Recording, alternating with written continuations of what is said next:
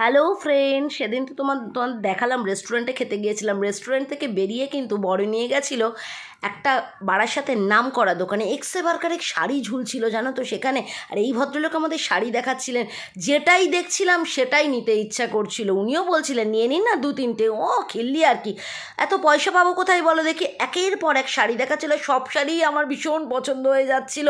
লাস্টে একটা পিঙ্ক কালারের শাড়ি ট্রাই করলাম, কিন্তু পিঙ্কটা না আমার গায়ে খুব একটা ভালো যায় না।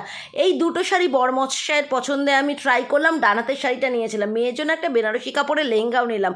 সামনে তো পুজো চলে আসছে, আর আমার মেয়ের না লেহেঙ্গা একেবারে নেই। তারপরে বরমশাই নিয়ে গেল 3 তলায় কুর্তি স্টলে। কুর্তি স্টলে গিয়ে আমি না করছিলাম, কিন্তু জোর করেই আমাকে এই কুর্তিটা কিনে দিল জানো তো। এত সফট, এত সুন্দর, মাত্র 750 টাকা নিয়েছে গো।